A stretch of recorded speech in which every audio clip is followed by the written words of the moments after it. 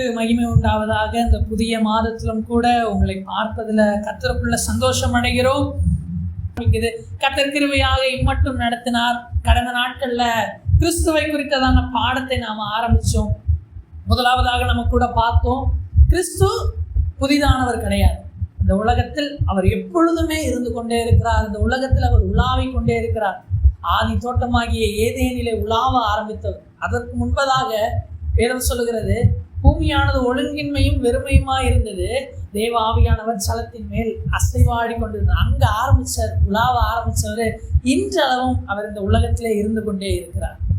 இந்த பாடத்தினுடைய 2வது பகுதிக்கு நேரம் நம்ம கடந்து போக போகிறோம். இப்போ நம்ம புதிய பாடுக்குள்ள டிராவல் பண்ண போறோம். பட் அதுக்கு முன்னதாக ஒரு சின்ன ஒரு காரியத்தை பார்த்து நம்ம புதிய பாட்டுக்குள்ளாக நம்ம போக போறோம். கிறிஸ்து இந்த உலகத்திலே அவர் மனிதனாக பிறந்தார். 2025 ஆண்டுகளுக்கு முன்பதாக அவர் இந்த உலகத்திலே மனிதனாக பிறந்தார். கடந்த பாடத்திலே நம்மளுக்கு ஒரு காரியம் விளங்கிடுச்சு. ஆண்டவர் நினைச்சா எந்த உருவத்துல வர முடியும்? மனித உருவத்துல, மாம்சத்துல வர முடியும். நிறைய நம்ம சம்பவங்களை பார்த்தோம். கிதியோனுடைய சம்பவத்துல ஒரு மனுஷனை போல மரத்துக்கு கீழே உட்கார்ந்து இருப்பாரு. மனோவாவுடைய சம்பவத்துல நம்ம பார்க்கிறோம், மனுஷனை போல ஒரு தேவ மனுஷனை என்ன பார்க்க வந்தாருன்னு சொல்லுவாங்க. இப்படி மனித உருவலையே அவர் வந்தார். அப்போ நான் உங்கள்கிட்ட ஒரு கேள்வி கேட்கிறேன், இப்படி அவரால் மனுஷ உருவல வர முடியும்னா ஏன் அவர் குழந்தையா பிறக்கணும்? அவர் பலியாக தான் வந்தார். அவர் எதற்காக தான் வந்தார்? சிலுவையில மாம்சத்துல பலியாக வந்தார். அப்படின்னா அவர் நேரடியா மாம்சத்துல வர முடியுமே, ஏன் அவர் குழந்தையா பிறந்து வளர்ந்து வாலிபனாகி அவர் சிலுவையில போய் மரிக்கணும்?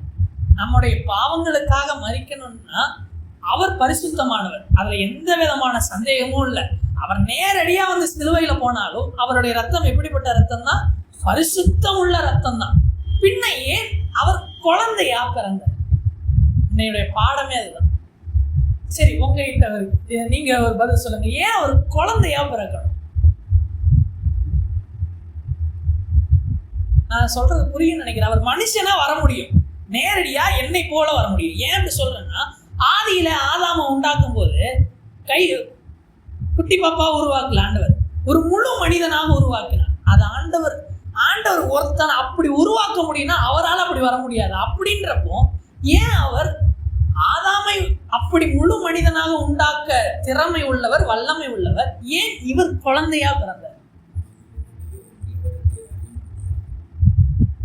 இங்கிருந்து ஒரு பதில் வந்துருச்சு, நான் அங்கிருந்து பதில் எதிர்பார்க்கிறேன். அப்போ சரி, நீங்க யோசிங்க, இன்னைக்கு பாடத்துக்கு போவோம், அதுலயே கொஞ்சம் கொஞ்சமா தெரிஞ்சிடும். அப்போ ஒரு விஷயம் நம்மளுக்கு விளங்குது, அவர் குழந்தையா வந்தது ஏதோ தற்செயலானது கிடையாது. உலகத்துல போய் சொன்னோம்னா மனுஷனா வரணும் அப்படின்னா சரி, நம்ம பொறுத்த வரைக்கும் என்னது, குழந்தையா பிறந்து வரணும். அப்படிதான் மனுஷனை நம்ம பார்த்துருக்குறோம். நம்ம பார்த்த மனுஷன்லாம் எப்படிதான் வந்தோம்?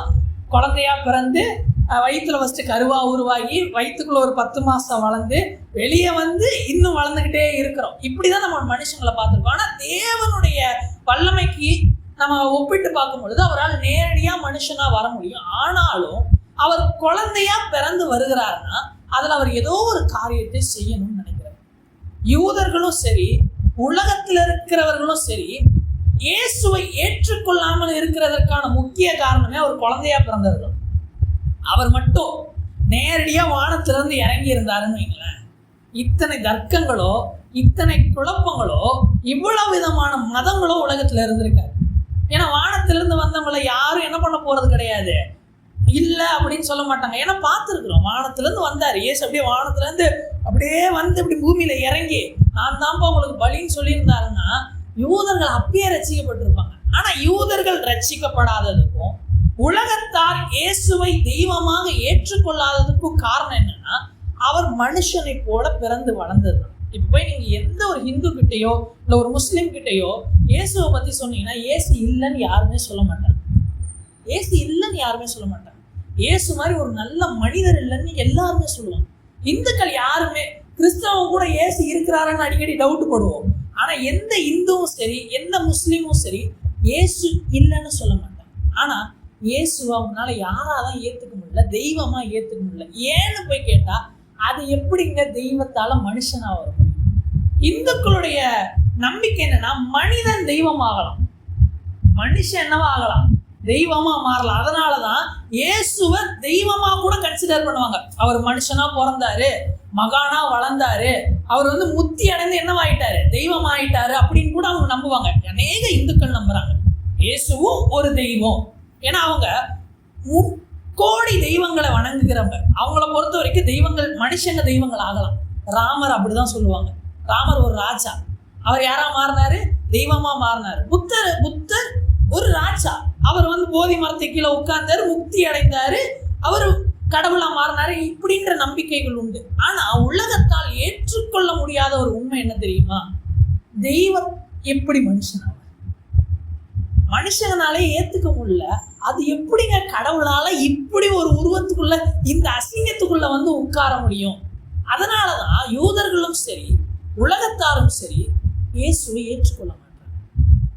அது எப்படி, அவ்வளோ பெரிய பரலோகத்தின் ராஜா போய் மாட்டு தொழுவத்துல இருப்பாரா?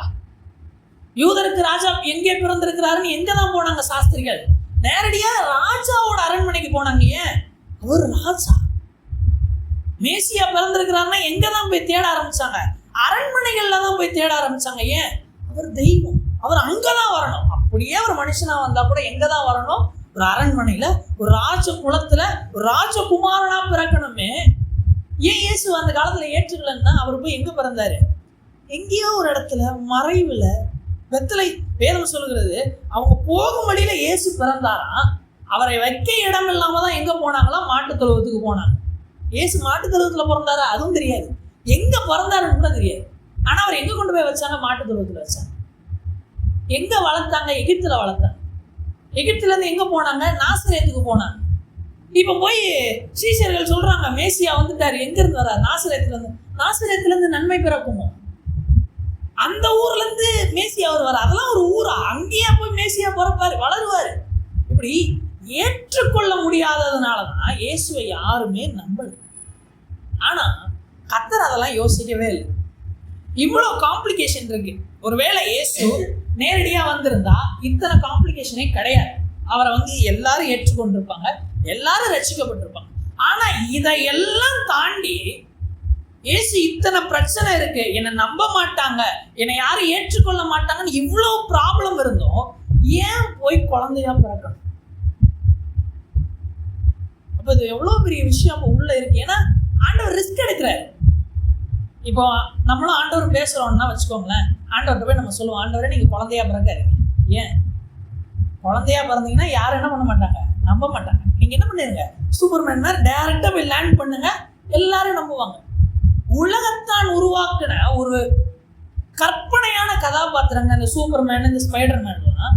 ஆனா அதை பார்த்து பிள்ளைங்க என்ன சூப்பர்மேன் காப்பாத்துவாங்கன்னு கிணத்துல குதிச்சு செத்தவனுங்களா இருக்கிறாங்க. உலகத்தான் உண்டாக்கு. ஏன்னா அவன் அதை போர்ட்ரேட் பண்ற விதம், அந்த காட்லி மேனர்ல அவன் போர்ட்ரேட் பண்றான். அப்படி வானத்துல இருந்து பறந்து இறங்குறது, அந்த சக்தியை காண்பிக்கிறது, இதெல்லாம் அவன் போர்ட்ரேட் பண்ணும்போது அது பொய்யினாலும் உலகம் என்ன பண்ணுது, நம்புது. ஒருவேளை எங்கேயாச்சும் சூப்பர்மேன் இருந்துட மாட்டாரா? இன்னும் உலகத்தில் நம்புறவங்க இருக்கிறாங்க, இன்னும் நம்புறவங்க இருக்கிறாங்க. அப்படி ஏதாச்சும் இருக்கும். அது பின்னாடி நாட்கள்ல அதை குறித்ததான காரியங்களை பேசுவோம். ஆனா அவர் உலகத்தான் உருவாக்குறதுல இவ்வளவு பண்ண முடியும்னா, தேவன் அப்படி வந்தாருன்னா கண்டிப்பா ரசிச்சிருக்கும். ஆனா காட் அந்த ரிஸ்க் எடுக்கிறாரு, குழந்தையா பிறக்கிறாரு. அப்படின்றப்போ இதற்குள்ளா இருக்கிற ரகசியத்தை நம்ம இன்னைக்கு பார்க்க போகிறோம். 7 காரியங்கள், ஏன் கிறிஸ்து குழந்தையாக பிறக்க வேண்டும் என்கிற 7 காரியங்களை பார்க்க போறோம். எத்தனை போகுதோ போகட்டும்.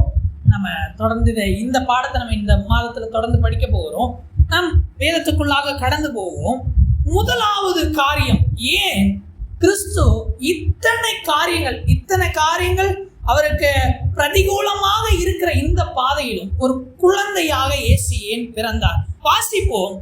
ஆதியாகமம் 3வது அதிகாரம் அதனுடைய 15வது வசனம். ஆதியாகமம் 3வது அதிகாரம் அதனுடைய 15வது வசனம்.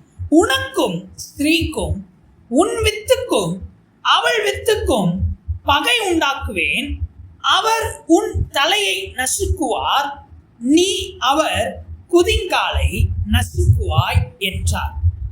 இப்போ இந்த சம்பவம் தெரியும். இந்த உலகத்தை கர்த்தர் அழகாக உண்டாக்கி என்ன பண்றாரு, அதுல 2 பேரை, அவ்வளோ பெரிய உலகத்தை உண்டாக்கி அத்தனை ஜீவராசிகளை உண்டாக்கி மனுஷங்களை உண்டாக்கும் போது ஆண்டவர் அதுல பிளண்டினஸை காட்டாம வெறும் 2 பேரை உண்டாக்குறாரு. உண்டாக்கி அவர்களை கொண்டு போய் ஏதேன் தோட்டத்துல வைக்கிறாரு. ஏதேன் தோட்டத்துல வச்சோடனே அவங்க சுற்றி திரிகிறாங்க, சந்தோஷமா இருக்கிறாங்க. ஒரு நாள் என்ன பண்றான், பிசாசானவன் ஒரு வேஷத்தை தரிக்கிறான். என்ன வேஷம்னா சர்ப்பத்தின் வேஷத்தை தரிச்சு என்ன பண்றான், அவங்க கிட்ட கர்த்தர் அவங்கள புசிக்க கூடாதுன்னு சொன்ன ஒரு கனி என்ன பண்ண வச்சுட்டான், புசிக்க வச்சுட்டான். புசிக்க வச்சாச்சு. இப்போ கண்கள் தெளிவாயிடுச்சு. தேவன் தோட்டத்துல உலாவுகிற சத்தத்தை கேட்டு என்ன பண்ணிக்கிறாங்க, இவங்க போய் ஒளிஞ்சுக்கிறாங்க. அப்படியே ஆண்டவர் வராரு, ஆதாமே நீ எங்கே இருக்கிறாய் அப்படின்னு கூப்பிடுவாரு. ஆதாம் சொல்லுவான், நான் நிர்வாணியா இருக்கிறபடினாலே உனக்கு மறைந்து நான் என்ன பண்ணிக்கிறேன், ஒளிஞ்சிட்டு இருக்கிறேன். நீ நிர்வாணின்னு உனக்கு சொன்னது யாரு, நான் உனக்கு விளக்குன கனியை நீ என்ன பண்ண, புசித்தாயா அப்படின்னு கேட்கும்போது, நீர் உண்டாக்கின இந்த ஸ்திரீ கொடுத்தா நான் சாப்பிட்டேன். ஸ்திரீ கிட்ட போனாரு, ஏன் நீ இப்படி பண்ண அப்படின்னு கேட்டோடனே, சர்ப்பம் என்னை வஞ்சித்தது, அதனால சர்ப்பத்துக்கிட்ட போவார், நீ ஏன் நீ இனிமேட்டு என்ன பண்ணுவ, ஊந்து போவ அப்படின்னு சொல்லிட்டு. இப்போ இங்கேதான் இந்த கிறிஸ்துவுக்கான அடித்தளம் விழுகு. கிறிஸ்து அப்படின்ற அந்த அடித்தளம், முதல் ப்ராஃபஸி எங்க ஆரம்பிக்குதுன்னா இந்த வசனம் தான். கிறிஸ்துவை குறித்ததான முதல் தீர்க்க தரிசனம் இந்த இப்போ வாசித்த 3ஆம் அதிகாரம் 15வது வசனம். இந்த வார்த்தையில் ஆண்டவர் என்ன சொல்றாருன்னா, உனக்கும் ஸ்திரீக்கும் உன் வித்துக்கும் அவள் வித்துக்கும் பகை உண்டாக்குவேன். இப்போ இங்க ஆண்டவர் ஒரு வார்த்தை விடுறாரு. இப்போ ஆண்டவர் எந்த நிலைமையில இருக்கிறாருன்னா, அவர் உண்டாக்கின மனுஷன், அவர் ஒரு பெரிய திட்டத்தோடு உண்டாக்கின மனுஷன் தப்பு பண்ணிட்டான். ஒரு பக்கம் என்ன இருக்கும், ஆண்டவருக்கு கோபம் இருக்கும். இன்னொரு பக்கம் அவர் உண்டாக்கின மனுஷன் அந்த பரிசுத்தத்தை இழந்து போயிட்டான், அந்த துக்கம் இருக்கும். இப்போ ஆண்டவருக்குள்ள என்ன இருக்கு, துக்கம், கோபம், எல்லா எமோஷனும் இருக்கு. ஆண்டவர் கோபப்படுவாரா? கண்டிப்பா கோபப்படுவார். ஆண்டவர் துக்கப்படுவாரா? கண்டிப்பா துக்கப்படுவார். ஆண்டவருக்குள்ள எல்லா விதமான, அவர் தான் எமோஷன்ஸோட பிறப்பிடும், அவர்ல இருந்து தான் எல்லாமே வருது. இப்போ இங்க ஆண்டவர் ஒரு வார்த்தையை சொல்லுகிறார், என்னன்னா, உன் வித்துக்கும் அவள் வித்துக்கும் பகை உண்டாகும். இப்ப இப்படி ஆண்டவர் சொல்லிட்டார், வார்த்தை சொல்லிட்டார். இனி என்ன ஆகுதுன்னா, ஆண்டவர் எப்படிப்பட்டவர்னா, அவர் சொன்ன வார்த்தை என்ன பண்ண மாட்டாரு, மாற்ற மாட்டார். யோபுவின் புஸ்தகம் 33வது அதிகாரம் அதனுடைய 14வது வசனம். யோபுவின் புஸ்தகம் 33வது அதிகாரம் அதனுடைய 14வது வசனம் இப்படியாக சொல்லுகிறது, தேவன் ஒரு விசை சொல்லி இருக்கிற காரியத்தை 2ஆம் விசை பார்த்து திருத்துகிறவர் அல்லவே. அவர் ஒரு வாட்டி ஒன்ன சொல்லிட்டாருன்னா அதை நான் என்னப்பா சொன்னேன், இல்ல இல்ல இல்ல இல்ல மாத்தி எழுதுங்க அப்படின்னு பார்த்து திருத்துகிறவர் அல்ல. இப்ப நம்ம டைரி இருக்கு, நம்ம எழுதிக்கிட்டு இருக்கிறோம். நம்ம டைரியை வாங்கி பார்த்தோம்னா அங்கங்க என்ன பண்ணியிருப்போம், அடிச்சிருப்போம். ஏன் எழுதும் போது என்னவா எழுதியிருப்போம், தப்பா எழுதியிருப்போம், இல்லை கவனம் இல்லாம எழுதியிருப்போம். அதனால என்ன பண்ணுவோம், அடிச்சுட்டு திருத்தி எழுதுவோம். மனிதர்கிட்ட ஒரு குணம் இருக்கு, மனுஷங்க சந்தோஷத்திலையும் வார்த்தையை விட்டுருவாங்க, கோபத்திலையும் என்ன பண்ணிடுவாங்க, வார்த்தையை விட்டுருவாங்க. ஆனா கர்த்தர் அப்படி கிடையாது. ஒரு வார்த்தையை சொல்றாருன்னா அவர் எந்த ஸ்டேட்ல இருந்தாலும் சரி, அவருடைய எமோஷன் எந்த ஸ்டேட்ல இருந்தாலும் சரி, ரொம்ப துக்கமான ஸ்டேட்ல இருந்தாலும் சரி, ரொம்ப கோபமான ஸ்டேட்ல இருந்தாலும் சரி, ரொம்ப அவர் சந்தோஷமான ஸ்டேட்ல இருந்தாலும் சரி, அவருடைய வார்த்தையில ஒரு தெளிவு இருக்கு. இயேசு சிலுவையில் அறியப்பட்டிருக்கிறாரு. நம்ம எல்லா குட் ஃப்ரைடேயும் அது பண்ணுவோம். என்னன்னா 7 வார்த்தைகளை தியானிப்போம். நல்லா யோசித்து பாருங்க, 2 கையில ஆணி, இந்த ஆணியில தான் யார் தொங்கிட்டு இருக்கிறது, இயேசு தொங்கிட்டு இருக்கிறார். ஏன்னா சிலுவையை நிமித்திடுவாங்க, கட்டிலாம் வைக்க மாட்டாங்க, ஆணி அடிச்சு வைப்பாங்க. ஒரு போட்டோ தொங்குதுன்னா அது எதோட பலன்ல தொங்கும், அந்த ஆணியில தான் தொங்கிட்டு இருக்கும். அது போல இயேசு எதுல தொங்கிட்டு இருக்கிறாரு, அந்த கைக்கு நடுவுல இருக்கிற ஆணியில அந்த எலும்பு போய் என்ன பண்ணிட்டு இருக்கு, மாட்டி அதுல தொங்கிட்டு இருக்கிறாரு. கீழே போகாம இருக்கிற கால்லயே என்ன பண்ணிருக்கிறாங்க, ஆணி அடிச்சிருக்கிறாங்க. இந்த எலும்போட அந்த பேலன்ஸ்ல அவர் நிக்கிறாரு. ஆனா 7 வார்த்தை எவ்வளவு தெளிவா பேசுறாரு. நீங்க ஒன்றும் இல்லை, வீட்டில் போய் யாருக்கும் தெரியாம வேணா ட்ரை பண்ணி பாருங்க, எதையாவது பிடிச்சி தொங்கிட்டு பேசி பாருங்க, நெஞ்சு வலிக்கும், நெஞ்சு வலிக்கும். அதான் கடைசியாக இயேசு சிலுவையில் மறிச்சதுக்கப்புறம் ஒன்று பண்ணுவாங்க, போய் ஈட்டியால் அவரோட விழாவை என்ன பண்ணுவாங்க, குத்துவாங்க. குத்தும்போது தண்ணீரும் ரத்தமும் வரும்னு சொல்லிடுவோம். அது ஒரு மெடிக்கல் கண்டிஷன். என்னன்னா, நம்ம ஹார்ட்டை ரொம்ப ஸ்ட்ரெயின் பண்ணி பேசணும்னா ஹார்ட்டை வீக் ஆயிடக்கூடாதுன்னு சொல்லி ஹார்ட்டை சுற்றி ஒரு வாட்டர் லேயர் ஃபார்ம் ஆகும். இது ஒரு மெடிக்கல் கண்டிஷன். அப்போ இயேசுவை கரெக்டாக விழாவில் குத்தும் போது தண்ணி வந்துச்சுன்னா என்ன அர்த்தம்? அவர் 7 வார்த்தைகளை பேசும் பொழுது அவரோட இருதயம் வேதனைப்பட்டிருக்கு. அந்த வேதனையை பார்க்காம 7 வார்த்தை பேசுவார். இன்னைக்கும் 2025 வருஷம் ஆகுது, இன்னும் சபையில் என்ன பிரசங்கம் பண்ணிட்டு இருக்கிறோம்? 7 வார்த்தையை பிரசங்கம் பண்ணிட்டு இருக்கிறோம். வருஷம் புதுசாக பிரசங்கம் பண்ணிட்டு இருக்கிறோம். அப்போ அதில் எவ்வளவு தெளிவு இருக்கும், எவ்வளவு ஆழம் இருக்கும். அப்போ அவருடைய வார்த்தையில அவர் என்னைக்குமே மாற மாட்டார். மனுஷன் மாறுவான், அவர் மாற மாட்டார். இன்னொரு வசனத்தையும் வாசிப்போம். யாக்கோபு எழுதின நிருபம் அதனுடைய 1வது அதிகாரம் 17வது வசனம்.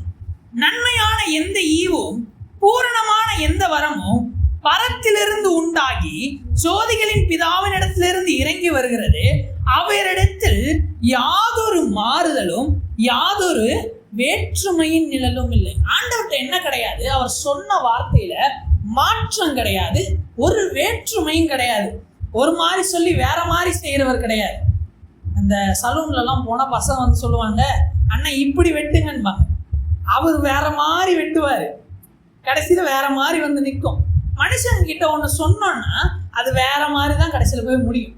நம்ம வீட்டில் வந்து ஒன்று பண்ணணும்னு நினைப்போம், வேலையை ஆரம்பிச்சிருவோம், அது பாட்டுக்கு வெவ்வேறு கோணத்தில் போய் வேற மாதிரி போய் முடியும்.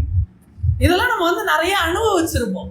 ஏன்னா அது மனிதர்களுடைய இயல்பு. ஆனால் கர்த்தரை குறித்து வேதம் சொல்லுகிறது, அவரிடத்துல யாதொரு மாறுதலும் இல்லை, யாதொரு வேற்றுமையின் நிழலும் இல்லை. நிழல் கூட கிடையாது, வேற்றுமையின் நிழல் கூட கிடையாது. இப்போ கர்த்தர் ஒரு வார்த்தையை சொல்றார்.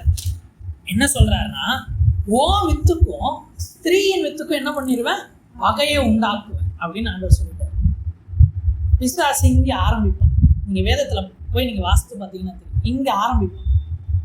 யாரெல்லாம் கர்த்தருக்குள்ள பிறக்கிறாங்களோ அவங்க எல்லார் மேலேயும் பிசாசு கை வைக்கும். ஏன்னா அவனுக்கு ஸ்திரீயின் வித்து யாருன்னு தெரியாது. இப்ப ஸ்திரீயின் வித்து யாருன்னு தெரியாது, அதனால எல்லார் மேலேயும் கை வைப்பான். முதல்ல பூமியில குழந்தையா பிறந்தது யாரு? காயின். காயினுக்கு அடுத்து ஆபேலும். காயின் பெற்றெடுக்கும் போது ஏவாள் ஒரு வார்த்தையை சொல்லுவாங்க. 4ஆம் அதிகாரம், ஆதியாகமம் 4ஆம் அதிகாரம் அதனுடைய 1வது வசனம். ஆதாம் தன் மனைவியாகிய ஏவாளை அறிந்தான், அவள் கர்ப்பவதியாகி காயினை பெற்று கர்த்தரால் ஒரு மனுஷனை பெற்றேன் என்றாள். இப்போ காயின் பிறந்தோன்னே என்ன வார்த்தை ஏவாள் சொல்றாங்கன்னா, கர்த்தரால ஒரு பையனை பெற்ற. ஏன்னா அந்த டைம்ல யாரு கிடையாது, டாக்டர் கிடையாது, நர்ஸு கிடையாது, பிரசவம் பார்க்கறதுக்கு யாரும் கிடையாது, பிரசவம்னா என்னன்னே தெரியாது. அவ சொல்றா, நான் யாரால தெரியுமா குழந்தைய பெற்றெடுத்தேன், கர்த்தரால குமாரனை பெற்றேன்.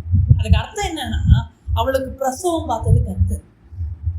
கர்த்தரே வந்து உட்கார்ந்து சுடுதண்ணி எங்க வச்சாருன்னு தெரியாது, தொப்புள் கொடி ஏதாச்சும் அறுத்தாருன்னு தெரியாது, அவளுக்கு பிரசவம் பார்த்தாள். அதனால அவ சொல்றா, கர்த்தரால் ஒரு குமாரனை பெற்றேன் அப்படின்னு சொல்லுவாள். இப்போ பிசாசு பார்க்கறான், ஓகே ஆண்டவர் சொன்னார் என்னது, ஸ்திரீயின் வித்துன்னாரு, வந்துட்டான், இவன் என்ன பண்ணணும், என்ன வாட்ச் பண்ணணும். பார்க்கறான், காலங்கள் போகுது, வளர வளர அவனுடைய சிந்தையை மாற்றுவான். இப்ப அடுத்து இன்னொரு குழந்தை பிறகுது, பின்பு ஆபேலை பெற்றாள் அப்படின்னு இருக்கும். இப்ப 2 பேரும் வந்துட்டாங்க. இப்ப கன்ஃபியூஷன், இவனா அவனா, இப்ப என்ன பண்றதுன்னு தெரியல. பார்க்கறான், ஒரு கட்டம் வருகிறது, ஒரு சூழ்நிலை, ஒரு சந்தர்ப்பம் கிடைக்குது. ஆபேலும் காயினும் பலி செலுத்தும் போது ஆபேலுடைய பலி அங்கீகரிக்கப்படுது, காயினுடைய பலி அங்கீகரிக்கப்படலை. உடனே பிசாசு மூளைக்குள்ள போறான், ஒரு கேப் கிடைக்குது, காயினுக்குள்ள போறான். வேதம் சொல்லுகிறது 7ஆம் வசனம், நீ நன்மை செய்தால் மேன்மை இல்லையோ, நீ நன்மை செய்யாதிருந்தால் பாவம் வாசற்படியில் படுத்திருக்கும். இப்போ வந்து என்ன பண்ணிட்டான், நன்மை செய்யாதனால பிசாசு வந்து வாசற்படியில படுத்துட்டான். இப்ப 2 பேரையும் தூக்கணும். இதுல யாருன்னு இவனுக்கு தெரியாது. அதனால ஃபர்ஸ்ட் ஒருத்தவனை மனசை மாத்தினான், அவனை வச்சு இன்னொருத்தவனோட உயிர் எடுத்தான். இப்போ வேதம் சொல்லுகிறது அதனுடைய 16வது வசனம், அப்படியே காயின் கர்த்தருடைய சந்நிதியை விட்டு புறப்பட்டு, அவன் எதை விட்டுட்டு போறான் இப்ப காயின்னு? ஆண்டவருடைய பிரசன்னத்தை விட்டுட்டு போறான். ஒருத்தவனை பூமியில் இல்லாம ஆக்கியாச்சு, இன்னொருத்தவனை பிரசன்னத்தில் இல்லாம ஆக்கியாச்சு. சரி, எப்படியோ ஜெயிச்சிட்டான்னு பிசாசு நினைக்கிறான். இப்ப நாள் போகுது, ஆவேலுக்கு பதிலாக சேத்து பிறக்கிறான். இப்ப சேத்தனுடைய சந்ததி வளருது. சேத்துக்கு ஏனோஸ்னு ஒரு பையன் பிறக்கிறான். அவன் பிறந்த உடனே வேதம் சொல்லுகிறது, மனிதர்கள் தேவனை தொழுது கொள்ள ஆரம்பிச்சாங்களாம். மறுபடியும் தேவனை ஆராதிக்க ஆரம்பிக்கிறாங்க. இப்போ ஒரு 2 கூட்டம் வந்துருச்சு. என்னன்னா, காயினுடைய சந்ததி ஒரு கூட்டம், சேத்தனுடைய சந்ததி ஒரு கூட்டம். காயினுடைய சந்ததி முழுசும் எப்படி போயிட்டாங்கன்னா, உலகம் உலகம் உலகம். நீங்க வாசித்தீங்கன்னா தெரியும், நாதஸ்வரம், கிண்ணறக்காரர்கள், பாத்திரம் செய்யறவங்க, இவங்க எல்லாம் எந்த சந்ததியிலிருந்து வந்திருப்பாங்கன்னா, காயினுடைய சந்ததி. அதனுடைய 20வது வசனம், 4ஆம் அதிகாரம் 20வது வசனத்துல, ஆதாள் யாபாலை பெற்றான், அவன் கூடாரங்களில் வாசம் பண்ணுகிறவர்களுக்கும் மந்தை மேய்க்கிறவர்களுக்கும் தகப்பனான. கூடாரம் கட்டுறது, மந்தை ஆடு மேய்க்கிறவங்க காயினுடைய சந்ததியிலிருந்து வந்தாங்க. 21வது வசனத்துல, கிண்ணறக்காரர் நாதஸ்வரருக்கு தகப்பன் அவங்க குடும்பத்துல இருந்து தான் வராங்க. யுஷிஷியன்ஸ் காயினுடைய சந்ததியிலிருந்து உருவாகிறாங்க. 22வது வசனத்துல, பித்தளை இரும்பு முதலியவற்றின் தொழிலாளர்கள் யாவரும் உண்டானாங்க. மெட்டல்ஸை ஹேண்டில் பண்றவங்க யார் சந்ததியிலேருந்து வராங்க? காயினுடைய சந்ததி. இப்படி ஒரு சந்ததி எங்க போயிடுச்சு? உலகம்னு போயிடுச்சு. இப்ப பிரச்சனை யார் கிடையாது? காயினுடைய சந்ததியை இப்ப யாருக்கு பிரச்சனை கிடையாது? பிசாசுக்கு பிரச்சனை கிடையாது. இப்ப பாக்குறான், சேத்தனுடைய சந்ததி என்ன பண்றாங்க? ஆண்டவருக்குள்ள இருக்கிறாங்க. அவங்க வேற எதுவுமே பண்ணல, ஒன்லி வர்ஷிப். ஏன்னா ஃபுட்டு அவங்களுக்கு பிளண்டியா இருக்கு. உலகமே இப்படிதான் இருக்கு, மரங்களாலும் கனிகளாலும் நிறைஞ்சிருக்கு. எதை வேணா அவங்க சாப்பிடலாம். அதனால அவங்களுக்கு அது பிரச்சனை கிடையாது. அதனால முழுக்க தேவனை ஆராதிக்கிறாங்க. அப்படியே 6வது அதிகாரத்துக்கு வருவோம்னா, இப்போ மனுஷர் பூமியின் மேல் பெருக துவங்கி அவர்களுக்கு குமாரத்திகள் பிறந்த போது தேவகுமாரர் மனுஷ குமாரத்திகளை அதிக சௌந்தரியம் உள்ளவர்கள் என்று கண்டு அவர்களுக்குள்ளே தங்களுக்கு பெண்களை தெரிந்து கொண்டார்கள். இப்ப என்ன ஆகுது? இந்த மனுஷகுமாரத்திகள் அப்படின்னு போட்டிருக்கிறது யாருன்னா காயினுடைய சந்ததி. தேவபுத்திரர்கள் போட்டிருக்கிறது யாருன்னா சேத்தனுடைய சந்ததி. இப்ப என்ன பண்றாங்க? இந்த சந்ததி அந்த சந்ததியை பார்த்து வழுவி போக பிசாசு என்ன பண்றான்? இந்த மனுஷகுமாரத்திகளை அதிக சௌந்தரியம் உள்ளவர்களா காட்டுறான், அழகா காட்டுறான். இதை பார்த்து என்ன பண்றாங்க? இந்த கர்த்தருக்குள்ள வந்துட்டு இருக்கிற சேத் சந்ததி எங்க வருது? காயினுடைய சந்ததிக்குள்ள போய் கலக்க ஆரம்பிக்குது. கலந்து அங்க குமாரர்கள் பிறக்கிறாங்க. இப்ப என்ன ஆகுது? இந்த பழக்க வழக்கம் எங்க உள்ள வந்துருச்சு? ஆண்டவருடைய பிள்ளைகளுக்குள்ள வந்துருச்சு. அவங்க என்ன பண்ணிட்டு இருந்தாங்க? கிண்ணறம் வாசித்தாங்க, நாதஸ்வரம் வச்சிருந்தாங்க, பித்தளை வேலை பார்த்துட்டு இருந்தாங்க, கூடாரங்கள் போட்டாங்க, மேய்ச்சிட்டு இருந்தாங்க. இந்த வேலையெல்லாம் எங்க உட்ப வருது? தேவனுடைய ஆராதனை கூட்டத்துக்குள்ள வருது. ஒரு சந்ததி பாஸ்டர் மினிஸ்ட்ரி பண்ணிட்டு இருக்கிறாங்க, ஒரு சந்ததி உலக பிரகாரமான வேலை பார்த்துட்டு இருக்கிறாங்க. இப்ப கலக்க ஆரம்பிச்சோடனே இதுல இருந்து இந்த வேலைகள் இங்க உள்ள வர ஆரம்பிக்குது. இது இந்த நாட்களிலே நடக்குது. இப்ப சபைகளை பார்த்தோம்னா ஆராதனை போய் உலக காரியங்கள் நிறைய உள்ள இருக்கும், உலக காரியங்கள் இருக்கும். ஆராதனை ரொம்ப கொஞ்சம் தான் இருக்கும். அதை தாண்டி உலக காரியங்கள் அதிக ஃபோக்கஸ் பண்ணுவாங்க. உலகத்தார் என்னென்ன பண்றாங்க?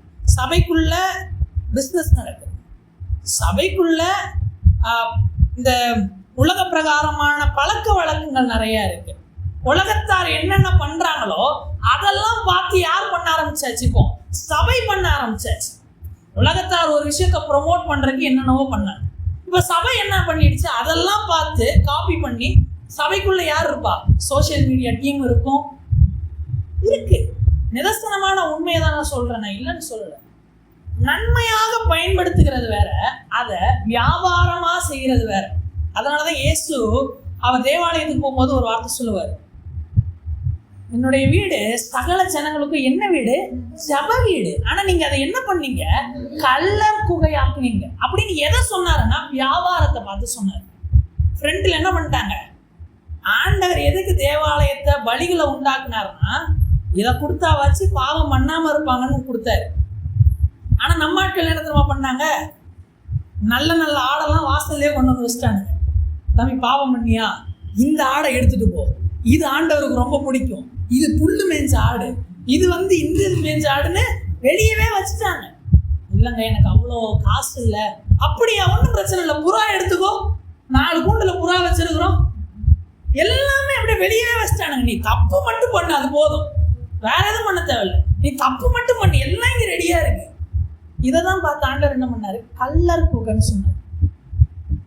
அப்போ இப்போ அந்த சந்ததி கலக்க ஆரம்பிச்சோன்னே பிசாசு நினைக்கிறான், ஆண்டவர் சொன்ன ஸ்திரீயின் வித்தை என்ன பண்ணியாச்சு, கரைப்படுத்தியாச்சு. ஏன்னா ஸ்திரீயின் வித்து எப்படி இருக்கணும், பரிசுத்தமா இருக்கணும். இப்ப இங்க என்ன ஆகுது, கலப்பு உண்டாயிடுச்சு. கலப்புனாலே கரை. நீங்க வேதத்துல வாசித்தீங்கன்னா குஷ்டரோகத்தை குறித்து எழுதப்பட்டிருக்கும். குஷ்டரோகத்தை ஏன் ஆண்டவர் ஒதுக்கி வச்சாருன்னா, திட்டா வெள்ளையா இருக்கும். இப்ப மிரியாமுக்கு நெற்றியில வெண்குஷ்டம் வந்துச்சுன்னு இருக்கும். அதே போல கேயாசிக்கு வெண்குஷ்டம் வந்துச்சுன்னு இருக்கும். அது மற்ற சரீரத்தின் கலரை காட்டிலும் எப்படி இருக்கும், வேறுபட்டு இருக்கும். அவங்களெல்லாம் ஆண்டவர் என்ன பண்ணிடுவாரு, ஒதுக்கிடுவார். இந்த கலப்பே இருக்கக்கூடாது. அதே ஆண்டவர் சொல்லுவாரு, ஒருவேளை முழு சரீரமும் குஷ்டம் வந்துருச்சு, முழுசா நீ வெள்ளையாயிட்டீங்கன்னா எங்க வந்துரு, பாளையத்துக்குள்ள வந்துரு, நீ சுத்தமா இருக்கிற. வேதத்துல இருக்கு, இவை படித்து பாருங்க, லேவிய ராமத்துல இருக்கும். முழுமையா உடல் முழுக்க குஷ்டம் வந்துருச்சுன்னா நீ உள்ள வந்துடலாம். ஏன்னா உன்ட்ட என்ன கிடையாது, கலப்பு கிடையாது, நீ ஒரே போல இருக்கிற, நீ என் பரிசுத்தமா இருக்கிற. அதனாலதான் ஆண்டவர் சொல்லுவார், ஒன்றில் அனலாயிரு இல்ல குளிராயிரு. அனலும் இல்லாம குளிரும் இல்லாம வெதுவெதுப்பா இருந்தீங்கன்னா என்ன பண்ணிடுவேன், வாங்கி பண்ணிப்போம். ஏதோ ஒன்ன சூஸ் பண்ணும். காயின் சந்ததி உலகத்தை சூஸ் பண்ணாங்க, அது ஒரு பக்கம் போயிடுச்சு. இவங்க எங்க இருந்தாங்க, ஆராதனையில இருந்தாங்க, அது ஒரு பக்கம் இருந்துச்சு. ஆனா இப்ப என்ன ஆகுதுன்னா, கலப்பு உண்டாகுது. அதை பார்க்கும்போது கர்த்தர் அருவருத்தனால இப்ப என்ன பண்றாரு, முழு உலகத்தையும் அழிக்கணும்னு முடிவு பண்ணிட்டாரு. பிசாசுக்கு எவ்வளவு சந்தோஷமா இருந்துச்சுன்னு தெரியல. அன்னைக்கெல்லாம் அவன் பார்ட்டியே நடத்தியிருப்பான் பாதாளத்துல, வா மனுஷங்களை முடிச்சாச்சு அப்படின்னு. ஆனாலும் அதுல தேவனுடைய கண்கள் தேடிக்கிட்டே இருந்துச்சு. யாராவது ஒருத்தவங்க கிடைக்க மாட்டான், ஒருத்தவங்க இருக்க மாட்டான் அப்படின்னு பார்க்கும் பொழுது ஒரு மனிதன், நோவா என்கிற மனிதன், இந்த உலகத்தின் நடுவுல நீதிமானும் உத்தமனுமா இருக்கும் பொழுது அவனை மட்டும் எடுக்கிறாரு. அவனை எடுத்து என்ன பண்றாரு, இந்த வார்த்தையை, அவர் சொன்ன வார்த்தையை நிறைவேற்றணுன்றதுக்காக. இப்ப நோவா தான் உத்தமனா இருந்தான். அவன் மனைவி உத்தமனா இருந்தார்களோ, அவன் பிள்ளைகள் உத்தமனா இருந்தார்களோ, இல்ல அவன் மருமக்கள் உத்தமர்களா இருந்தார்களோன்னு வேதத்துல எங்கேயுமே இல்லை.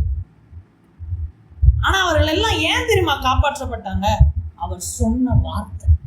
அவர் என்ன சொல்லிட்டாரு, ஸ்திரீயின் வித்துல இருந்துதான் யாரு வரப்போறா, உன்னை அழிக்கிறவங்க வரப்போறாங்க. அதனால நோவாவின் நிமித்தம் அவன் குடும்பம் முழுவதும் ரட்சிக்கப்பட்டது என்று வேதம் சொல்லுகிறது. இவங்கெல்லாம் பரிசுத்தமா இருந்தாங்களாம் தெரியாது, ஆனா கர்த்தருடைய வார்த்தை நிறைவேற இவர்கள் எல்லாரும் பாதுகாக்கப்பட்டாங்க. இப்போ வருது, இப்ப அடுத்து ஆபிரகாம் வராரு. ஆபிரகாம் தேர்ந்தெடுக்கப்படுகிறார். பிசாசு பார்க்குறான், ஒருவேளை இவரா இருக்குமோ அப்படின்னு பார்க்கும்போது பார்த்தா அவருக்கு யாரு என்ன இல்லை, பிள்ளை இல்லை. அவன் கொஞ்சம் பெருமைச்சு விட்டுருப்பான், இந்த ஆளுக்கு இங்க பிள்ளை, இவர்கிட்ட இருந்துலாம் வர போறதில்ல அப்படின்னு பார்க்கும் பொழுது நம்ம சாராளம் என்ன பண்றாங்க, ஆகாரம் இங்க வா வா வா வான்னு கூப்பிட்டு கொண்டு போய், இந்த அங்க ஆபிரகாமே உங்களுக்கு 2வது பொண்டாட்டியா வச்சுக்கோங்க, இவன் பெற்றெடுத்து தருவா அப்படின்னு விட்டுட்டு போறாங்க. இஸ்மவேல் வரான். இப்போ பிசாசு பார்க்குறான், இந்த இஸ்மவேலா இருக்குமோ அப்படின்ட்டு. அதனால என்ன பண்றான், இஸ்மவேலை கரைப்படுத்துகிறான். இஸ்மவேலோட கேரக்டரை அவன் கொஞ்சம் அசாசினேட் பண்ணான். அதனாலதான் ஆதியாகமம் 21வது அதிகாரம்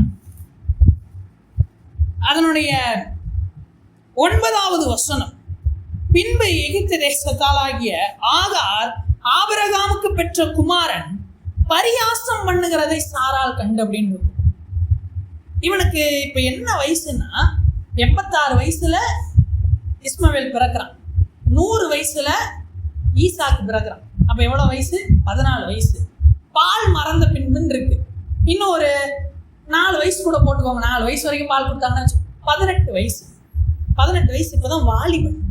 ஆனா பிசாசு இவனை என்ன பண்றான், இவனோட கேரக்டரை கொஞ்சம் கரெக்ட் பண்ணிட்டான். எந்த அளவுக்குன்னா, சாராளை பார்த்தும் அவனுடைய பிள்ளைய பார்த்தும் என்ன பண்றான், பரியாசம் பண்ணுறான். இங்க வேதத்துல பரியாசம் இருக்கு, ஆனா நீங்க மற்ற மொழிபெயர்ப்புலாம் படிச்சீங்கன்னா அவன் அவதூறா பேசினான்னு இருக்கும். இவங்களோட இந்த குழந்தை பிறந்ததை வச்சு அவங்கள என்ன பண்ணானா அவதூறா பேசணும், அவதூறா பேச வைக்கிறான். ஒருவேளை இந்த இஸ்மவேலா இருந்துருமோன்னு சொல்லி இவனோட கேரக்டர் அவன் ஃபர்ஸ்ட் கரெக்ட் பண்ணான். இப்ப இஸ்மவேல் இல்லை, இஸ்மவேல் என்ன பண்ணியாச்சு, வீட்டை விட்டு துரத்தியாச்சு. ஒருவேளை ஈசாக்கா இருக்கும். ஈசாக்குக்கு பல போராட்டங்கள் இருந்துச்சு, பல போராட்டங்கள் அவனை சுற்றி சுற்றி வந்துச்சு. ஆனால் வேதத்திலேயே இந்த ஈசாக்கு மாத்திரம்தான் கொஞ்சம் நின்றுப்பார்.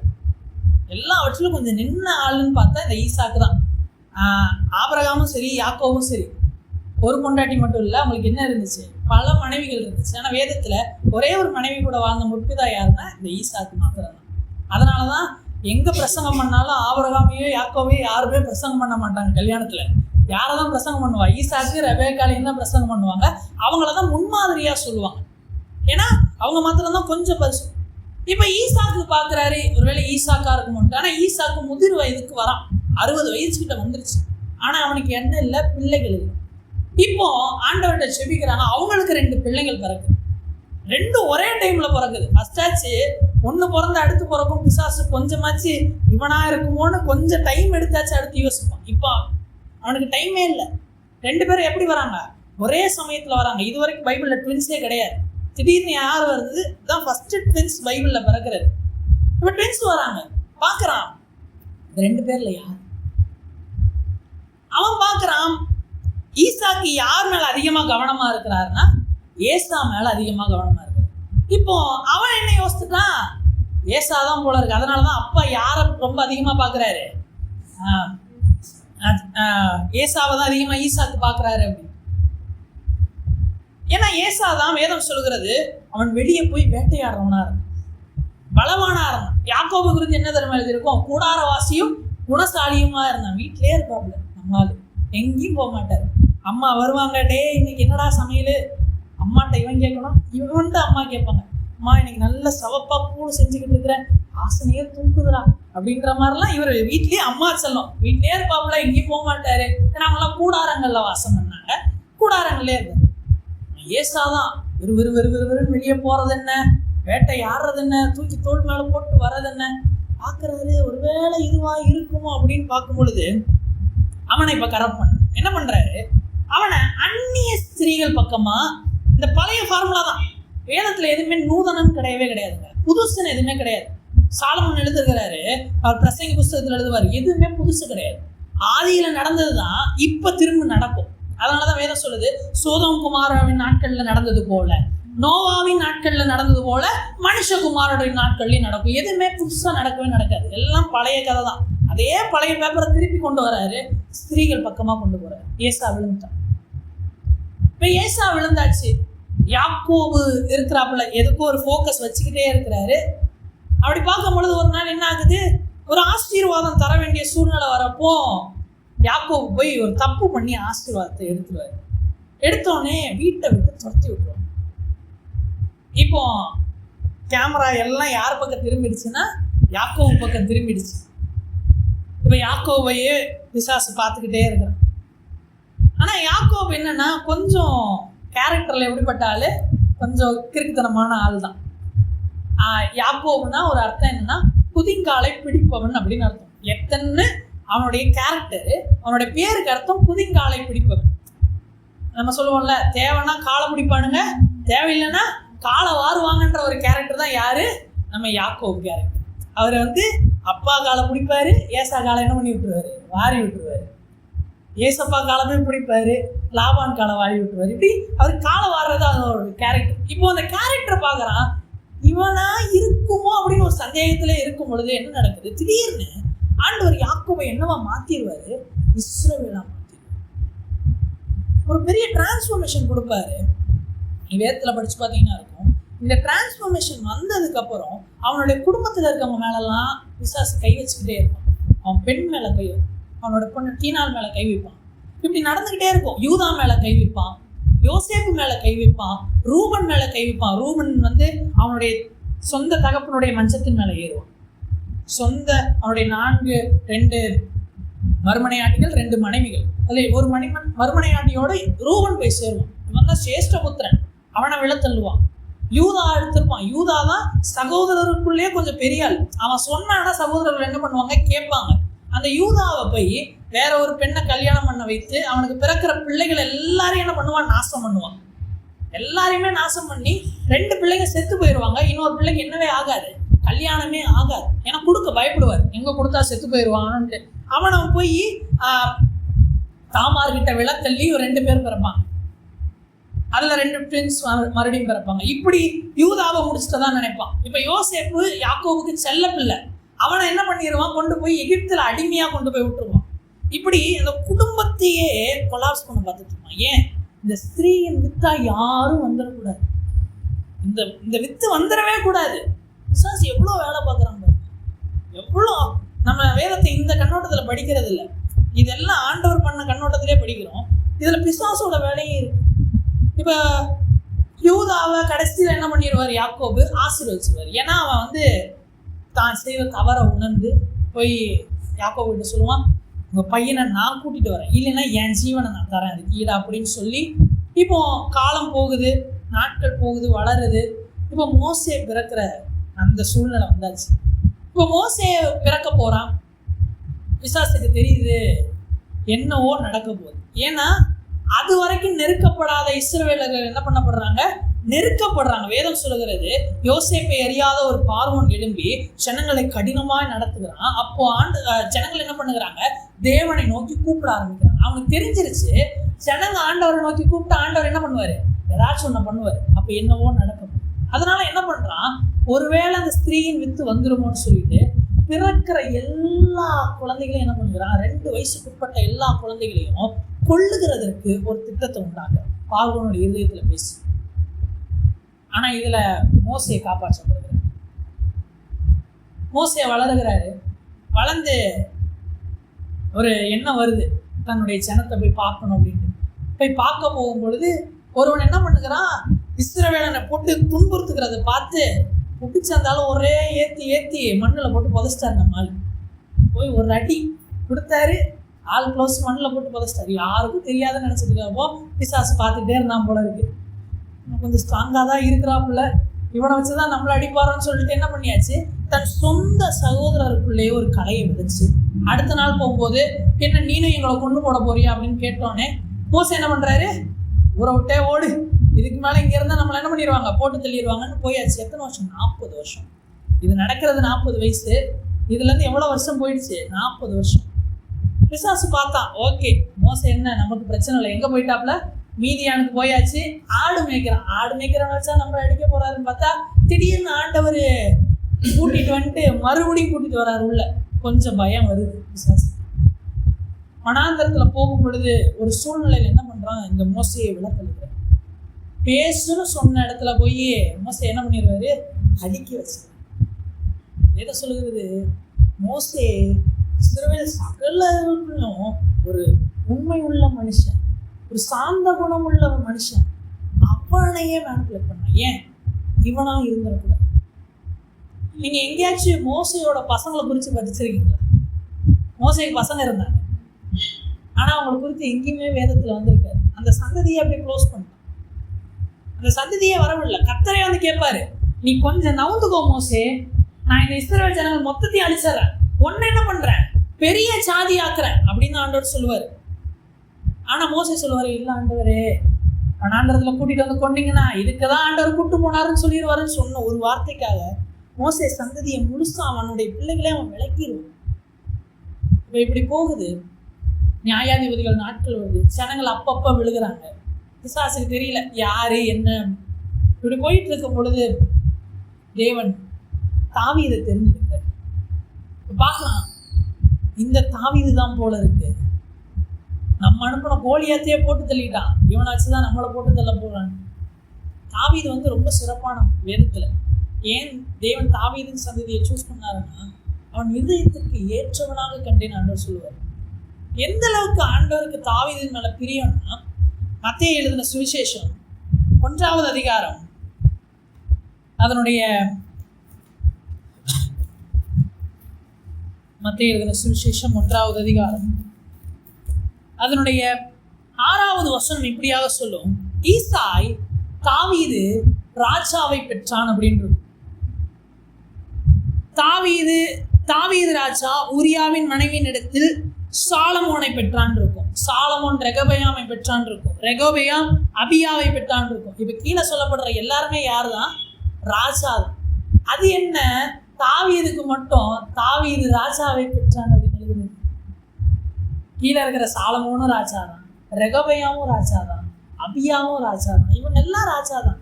ஏன் தெரியுமா? தாவீதுக்கு மாத்திரம், தாவீது பிறக்கிறதுக்கு முன்னாடியே ஆண்டவர் தாவீது தான் ராஜான்னு முடிவு பண்ணிடுவார். இது எவ்வளவு உறுதியா நான் சொல்றேன்னா உங்களுக்கு சொல்றேன், இதை மட்டும் கொஞ்சம் ஞாபகம் வச்சுக்கோங்க. சவுல் தன்னுடைய ஆட்சியில 2வது வருஷம் பாவம் பண்ணுவார். எத்தனாவது வருஷம்? 2வது வருஷம் பாவம் பண்ணுவார்.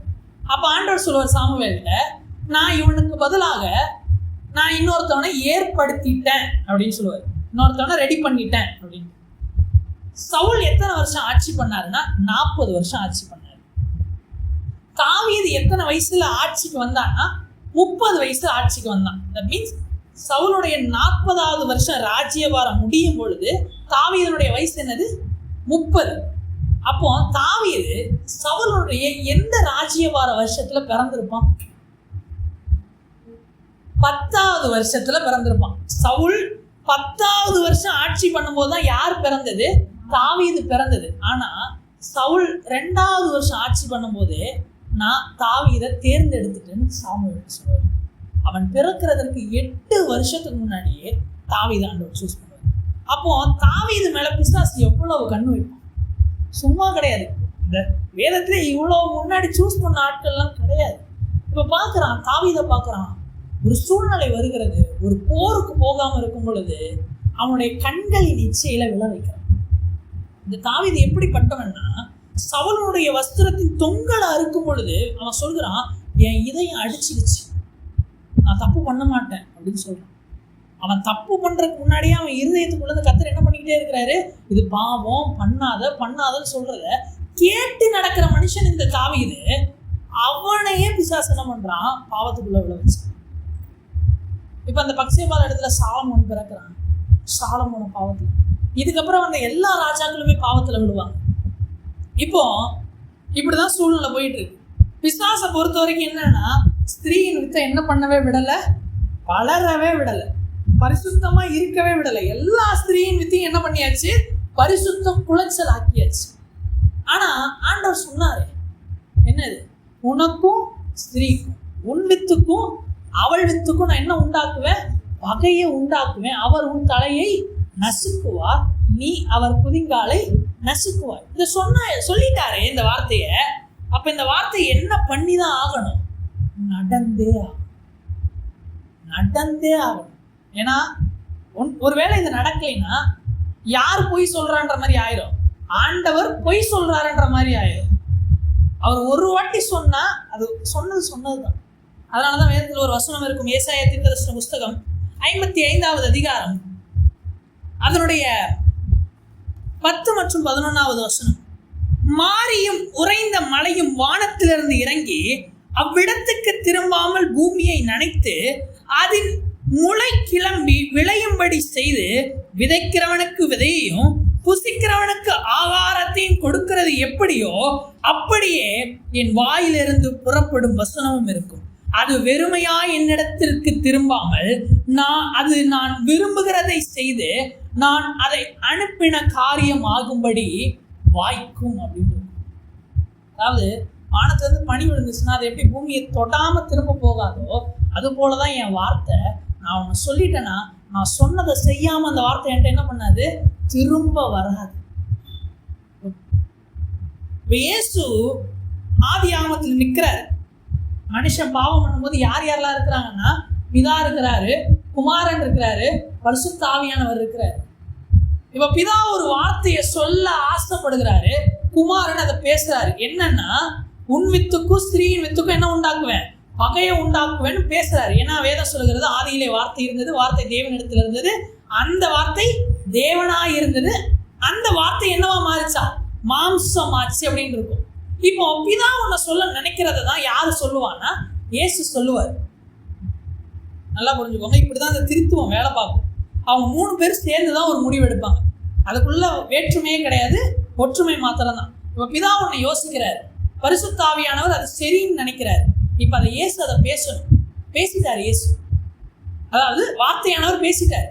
இப்ப அந்த வார்த்தை நடக்கிறதுக்கு என்னவே இல்லை, சாத்தியமே இல்லை. வர்ற எல்லாரையும் யார் கரைப்படுத்துகிறது? பிசாசானவன் கரைப்படுத்திக்கிட்டே இருக்கிறான். அந்த வார்த்தை நிறைவேறும். அந்த வார்த்தையோட குணம் என்ன தெரியுமா? அதாவது இயேசுவோட குணம் என்ன தெரியுமா? பிதா ஒன்று ஆசைப்பட்டுட்டாருன்னா அதை செய்யாம இருக்க மாட்டார். பிதா ஒன்று நினைச்சிட்டாருன்னா அதை யார் செய்யாம இருக்க மாட்டாருன்னா இயேசு செய்யாம இருக்க மாட்டார். அதனாலதான் எங்க போனாலும் சரி, புதிய ஏற்பாடுல நம்ம வாசிக்கிறோம், பிதாவின் சித்தத்தை செய்வதே என்னுடைய போஜனம்னு சொல்லுவார் இயேசு. அவருடைய சித்தத்தை செய்வதற்கே நான் வந்திருக்கிறேன்னு சொல்லுவாரு. இயேசுவோட பெரிய ஆசை என்ன தெரியுமா? பிதா என்னென்னலாம் யோசிக்கிறாரோ எல்லாத்தையும் டக்கு டக்கு டக்குன்னு செய்யணும். இப்போ பிதா யோசித்தாரு, ஸ்திரீ மூலமா ஒரு குழந்தை பிறந்து அந்த குழந்தை தான் உன்னை அழிக்கும்னு சொல்லிட்டாரு. பிதா ஆசைப்பட்டுட்டாரு. இதுக்கு இவ சூழ்நிலை சாத்தியங்கள் எதுவுமே இல்லை. சரி, சாத்தியம் இல்லையா, இப்போ நான் என்ன பண்றேன்னு பாரு அப்படின்னு சொல்லி அந்த வார்த்தையை நிறைவேற்றுவதற்காக அவர் குழந்தையாக பிறந்தார். அல்லேலூயா. இயேசு ஏன் தெரியுமா குழந்தையா வந்தாரு? பிதா சொல்லிட்டாரு. பிதா ஒரு வாக்கு கொடுத்துட்டாரு, இனி அந்த வார்த்தையை நான் மாற்ற மாட்டேன். அதற்கு எந்த நிலைமைக்கு போகணும்னாலும் சரி, அதனால எனக்கு எந்த நஷ்டம் வந்தாலும் சரி, அதனால என்னுடைய சொந்த ஜனங்களே என்ன அந்நியனா பார்த்தாலும் சரி, அவதூறா பேசினாலும் சரி, உலகம் என்னை வெறுத்தாலும் சரி, என் பிதா ஆசைப்பட்டது அவருடைய சித்தத்தை நிறைவேற்றுவதே என்னுடைய போஜனம். முதலாவது காரியம், ஏன் இயேசு மனிதனாக பிறந்தார் என்றால், குழந்தையாக வந்தார் என்றால், அவருடைய வார்த்தையை நிறைவேற்றுவதற்காக. நம்முடைய தேவனுடைய ஒரு பெரிய குணாதிசயம், நம்முடைய மிகப்பெரிய நம்பிக்கை என்ன தெரியுமா? அவர் ஒரு தரம் ஒன்றை சொன்னார் என்றால் அதை மறுதரம் மாற்ற மாட்டார். அல்லேலூயா. கிறிஸ்தவ வாழ்க்கையில் இருக்கிற ஒரு பெரிய நம்பிக்கையே அவர் சொன்னதை சொன்னபடி செய்கிற ஒரு தேவனுடைய தேவன். கிறிஸ்தவர்களுக்குள்ள நமக்குள்ள ஒரு வாக்குத்தத்தத்தை இருந்திருக்கிறார் கிறிஸ்து. என்னது? நான் உங்களை மீண்டும் என்னுடைய ஸ்தலத்துக்கு கூட்டிட்டு போவேன். அவர் எதை சொன்னாலும் சரி, ஒருவேளை தனிப்பட்ட ரீதியாக உங்களுடைய வாழ்க்கையில நிறைய வாக்குத்தத்தங்கள் இருக்கலாம், நிறைவேறாத வாக்குத்தத்தங்கள் இருக்கலாம். ஒருவேளை அதை கர்த்தர் சொல்லியிருப்பாருன்னா, என் தேவன் எப்படிப்பட்டவர்னா, அவர் சொன்ன வார்த்தையை நிறைவேற்ற இந்த ஆழத்துக்கு இறங்கி வேலை பார்க்கிறார். அவரால் முடியும் ஒரு மனிதனாக அப்படியே உருவாக முடியும். அப்படியே நின்ற இடத்துல அவரால் ஒரு பெரிய தோற்றத்திற்குள்ளாகவும் அவர் நினைத்ததை செய்ய முடியும். ஆனா அவர் ஒன்னு சொல்லிட்டாரு, அதை சொன்ன மாதிரி நிறைவேற்றணுங்கிறதுக்காக அவர் ஒரு குழந்தையாக தம்மை இருக்கிறதுலே அடித்தளத்திற்கு தாழ்த்தி வந்தார். அப்ப நம்ம தேவன் அவருடைய வார்த்தையில எவ்வளவு உண்மை உள்ளவர் பாருங்க. அதனாலதான் வேதத்துல எரேமியா தீர்க்கதரிசன புஸ்தகத்துல ஒரு வசனம் இப்படியாக இருக்கும். எரேமியா தீர்க்கதரிசன புஸ்தகம் அதனுடைய 17வது அதிகாரம் 5வது வசனம்.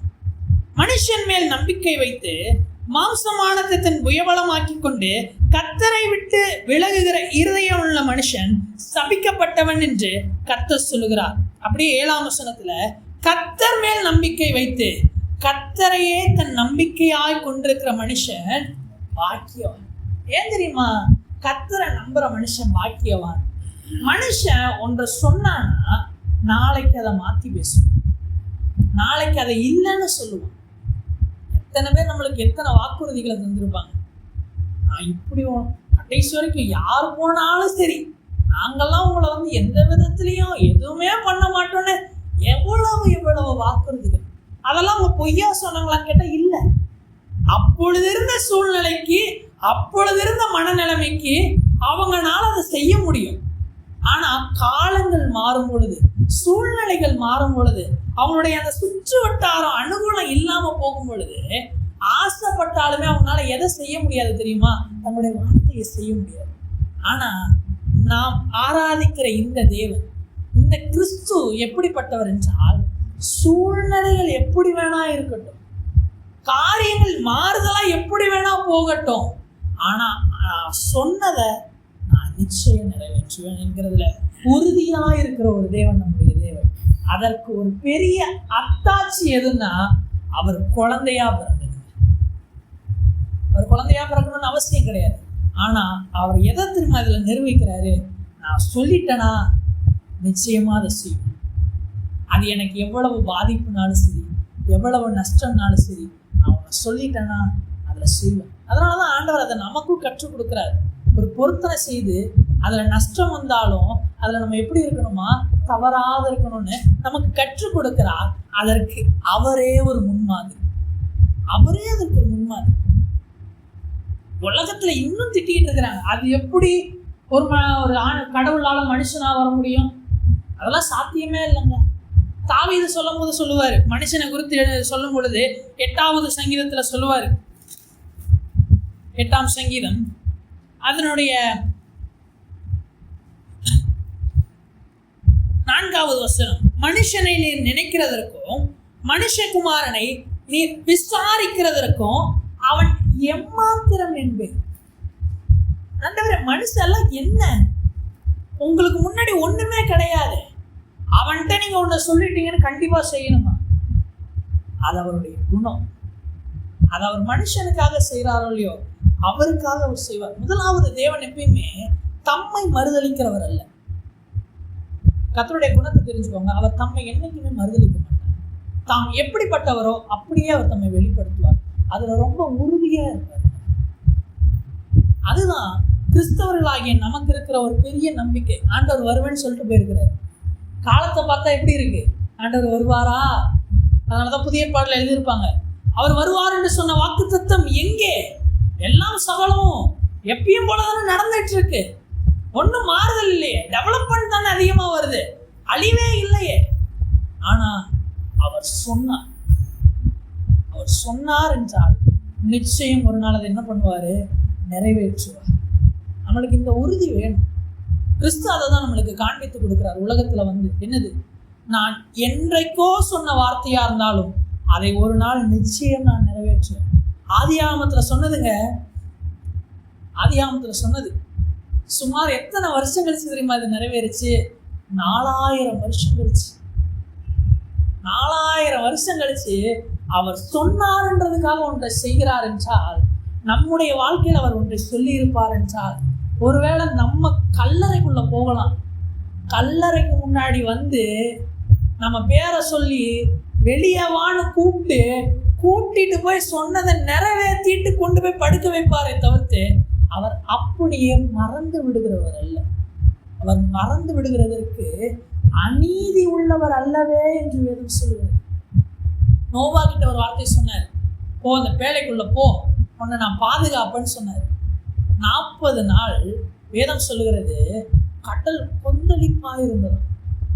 இந்த பேழை அங்கும் இங்கும் அசைதான். அதனுடைய 8வது அதிகாரம் 1வது வசனம் இப்படியாக சொல்லுகிறது, தேவன் நோவாவையும் அவனுடனே பேழையில் இருந்த சகல காட்டு மிருகங்களையும் சகல நாட்டு மிருகங்களையும் நினைத்தருளினார். நோவா ஒருவேளை நினைச்சிருப்பார் போல இருக்கு, இதை ஏன் ஆண்டவர் கஷ்டப்பட்டு எழுதுறாருன்னா, கண்டிப்பா உள்ள என்ன பண்ணியிருக்கிறாங்க 40 நாள் ஆண்டவர் என்ன பண்ணிட்டாரு, மறந்துட்டாரு. ஆண்டவர் கைவிட்டுட்டாரு. ஆடுற ஆட்டத்தை பார்த்தா எங்கேயாச்சும் என்ன ஆயிரும் போட்டு இப்போ உடஞ்சிரும் போல இருக்கு அப்படின்றப்போ ஆண்டவர் வேதத்துல எழுதி இருக்கிறார், ஆண்டவர் சகல காட்டு மிருகங்களையும் நாட்டு மிருகங்களையும் நோவாவையும் அவனோடு இருந்தவர்களையும் நினைத்தருளினார். தீர்க்கதரிசன புஸ்தகத்துல ஒரு வார்த்தை இருக்கும், ஏசாயா தீர்க்கதரிசன புஸ்தகம் அதனுடைய 49வது அதிகாரம் 14வது வசனம் இப்படியாக சொல்லுகிறது, சீயோனோ கர்த்தர் என்னை கைவிட்டார், ஆண்டவர் என்னை மறந்தார் என்று சொல்லுகிறார். அடுத்த வார்த்தை இப்படி ஆண்டவர் எழுதுறாரு, ஸ்திரீயானவள் தன் கர்ப்பத்தின் பிள்ளைக்கு இறங்காமல் தன் பாலகனை மறப்பாளோ? அவர்கள் மறந்தாலும் நான் உன்னை மறப்பதில்லை. இதோ என் உள்ளங்கையில் உன்னை வரைந்திருக்கிறேன், உன் மதில்கள் எப்போதும் என் முன் இருக்கிறது. ஆண்டவர் என்ன பண்ணுவாராம், மறந்துடக்கூடாதுன்னு நோட் பண்ணி வைக்கிற ஆண்டவர். நம்முடைய ஆண்டவர் ஆதியாகமத்துல நோவா கிட்ட ஒரு அடையாளத்தை தருவார். என்னென்ன வானத்துல என்ன வைப்பாரு, ஒரு வில்லை வைத்து என்ன சொல்லுவாரு, இந்த வில்லு எப்பப்பெல்லாம் வருதோ அப்பெல்லாம் நான் என்ன பண்ணுவேன், அதை பார்த்து மனுஷனை என்ன பண்ணக்கூடாது, சலத்தினால அழிக்கக்கூடாதுன்னு நான் நினைவு கூறுவேன் அப்படின்னு சொல்லுவார். நீங்க வெளிப்படுத்தின விசேஷம் அதனுடைய 4வது அதிகாரம் வெளிப்படுத்தின விசேஷம் அதனுடைய 4வது அதிகாரம் 3வது வசனம். வீற்றிருந்தவர் பார்வைக்கு வச்சிரக்கல்லும் பத்மராகமும் துக்கும் ஒப்பாயிருந்தார். அவர் சிங்காசனத்தை சுற்றி ஒரு வானவில் இருந்தது அப்படின்னு. அவர் பூமியில மாத்திரம் வானவில்ல வைக்கல. பூமியில எப்போ வானவில் வரும்? மழை பெஞ்சு மழை முடிஞ்சாதான் வானவில் வரும். ஆண்டவர் அதை மறந்துடக்கூடாதுன்னு எங்க தெரியுமா கொண்டு போய் வச்சாராம்? அவர் சிங்காசனத்தை சுற்றி வச்சுக்கிட்டாராம் வானவில். எதுக்கு? நான் என் பிள்ளைகளை அழிச்சிருக்கேன். நம்முடைய ஆண்டவர் சகலவற்றையும் குறித்து வைக்கிறவர், சகலவற்றையும் அவருடைய உள்ளங்கையில பொறித்து வைத்திருக்கிறவர். மறந்துடக்கூடாதுன்னு ஆண்டவர் மறக்க மாட்டார். முதல் விஷயம், அவர் என்ன பண்ண மாட்டாரு? மறக்க மாட்டார். அவருக்கு மறதி கிடையாது. ஆனாலும் ஆண்டவர் என்ன பண்றாராம்? நோட் பண்ணி வைக்கிறார். நம்ம கூட நமக்கு தந்த வாக்கு தத்தங்களை என்ன பண்ணிடுவோம்? மறந்து போயிடும். இப்போ நம்ம சட்டுன்னு 1ஆம் தேதி சர்ச்சில் என்ன வாக்கு தத்தம் சொன்னாங்கன்னா கொஞ்சம் டைரியை புரட்ட வேண்டியது வரும், பைபிளை திருப்ப வேண்டியது வரும், இல்லை எங்கேயாச்சும் எழுதி வச்சிருந்தோன்னா எடுத்து பார்க்க வேண்டியது வரும். நமக்கு தந்த வாக்கு தத்துவம், நமக்கு தந்த உறுதியை நம்ம என்ன பண்றது இல்லை? ஞாபகம் வைத்திருக்கிறது இல்லை. ஆனால் அவர் சொன்ன வார்த்தைகள் ஒவ்வொன்றையும் அவர் ஞாபகம் வைத்து கொண்டே இருக்கிறார். எல்லாத்தையும் பொறித்து வைத்திருக்கிறார். நம்முடைய கண்ணீரை அவர் துருத்தியில வைத்திருக்கிறாரா? எதுக்கு? என் பிள்ளை பட்ட கஷ்டத்தை நான் என்ன பண்ணிடக்கூடாது? மறந்து போயிடக்கூடாது. அதை நான் மறந்து போயிடக்கூடாது. அது எப்படி என் முன்னாடியே இருக்கட்டும். நான் அதை பார்த்து ஆசீர்வதி, அதை பார்த்து நான் ஆசீர்வதிச்சுக்கிட்டே இருக்கணும். என் பிள்ளை படுற பாடெல்லாம் என் கண்ணுக்கு முன்னாடியே. அதனாலதான் பூமி இன்னும் சுற்றுகிற உலாவுகிற கண்கள் எப்போதும் நோக்கி கொண்டே இருக்கும், எல்லாத்தையும் பார்த்துக்கிட்டே இருக்கும். செருபாபேல் தேவாலயத்திற்கு அஸ்திபாரம் போட போகிறான். வேதம் சொல்லுகிறது, அவன் கையில் உள்ள தூக்கு நூலை பரலோகத்தின் கண்கள் நோக்கி கொண்டே இருந்துச்சு, பார்த்துக்கிட்டே இருந்துச்சு. ஏன்னா ஒரு நாள் அந்த தேவாலயம் பெருசாகும் பொழுது அதை நான் ஆசீர்வதிக்கணும். அதுக்காக இந்த அற்பமான ஆரம்ப நாளை நீங்க அசட்டை பண்ணலாம், ஆனா நான் என்ன பண்ண மாட்டேன்? அசட்டை பண்ண மாட்டேன், மறக்க மாட்டேன். நம்ம பிரசவத்துல அம்மாக்கள்லாம் சொல்லுவாங்க, குழந்தை பிறக்கிற வரைக்கும் வலி இருந்துச்சு, பிறந்ததுக்கு அப்புறம் வலி எங்க போச்சுன்னே தெரியல, மறந்தே போச்சு அப்படின்பாங்க. நம்ம மறக்கலாம், ஆனா நம்ம படுகிற பிரயாசங்கள், நமக்கு தந்த வாக்குறுதிகளை ஆண்டவர் என்ன பண்ணுகிறது இல்லை? மறந்து போகிறவர் அல்ல. அவர் தம்முடைய வார்த்தையை நிறைவேற்ற அவரே தம்முடைய ஸ்தானத்தை தாழ்த்தி மனிதனாக குழந்தையாக பிறந்தார். அவர் எல்லாரையும் சுமக்கிறாருன்னு வேதம் சொல்லுது. ஆனா ஆண்டவர் எவ்வளவு திரும்ப விட்டு கொடுத்தாரு? அவருடைய வார்த்தையை நிறைவேற்ற அவரை சுமக்க விட்டு கொடுத்தார். மரியாள் என்ன பண்ணியிருப்பாங்க? குழந்தைய தூக்கி இப்படி வச்சிருப்பாங்க. யாருங்க அவரு? இந்த மரியாளை சுமக்கிற மெய்யான தேவனை மரியாள் சுமக்கிறக்கு ஆண்டவர் விட்டு கொடுத்தாரு. எதற்காக? நம்முடைய வார்த்தையை நிறைவேற்ற. வேதத்துல இயேசு ஒரு வாட்டி மரியாள் திட்டுவாங்க, ஏன் எங்களை விட்டு போனீங்க அப்படின்ட்டு. தேவாலயத்துல போய் இருக்கும் பொழுது அங்க இருந்துருவாரு ஆண்டவர். நாங்க தேடணும் தெரியுமா, லிட்டரலா அம்மா திட்டுறாங்க. அங்க நீங்க போய் மெய்யா அதை படிச்சு பார்த்தோம்னா இயேசுவை பிடிச்சி என்ன பண்றாங்க? திட்டுறாங்க. ஆனா இயேசு பொறுமையா பதில் சொல்றாருங்க. இதான் அவங்களுடைய காரியங்கள்ல நான் இருக்க வேண்டாம்னு சொல்லிட்டு அடுத்து வேதம் எழுதும், சகலவற்றிலும் கீழ்ப்படிந்திருந்தார் அப்படின்னு வேதம் எழுதும். அவங்களுக்கு யார் இவரு? இவருக்கு இவர்கள் கீழ்ப்படியணும். மரியாளும் யோசேப்பும் யாருக்கு கீழ்ப்படியணும்? இயேசுவுக்கு கீழ்ப்படியணும். இயேசு யாருக்கு கீழ்ப்படிந்தாராம்? மரியாளுக்கும் யோசேப்புக்கும் கீழ்ப்படிந்தார். எதற்காக? நம்முடைய வார்த்தையை நிறைவேற்ற. நம்முடைய வார்த்தையை நிறைவேற்ற. அவர் தம்முடைய வார்த்தையை நிறைவேற்ற என்ன வேண்டுமானாலும் செய்வார். தெய்வ சமூகத்தில்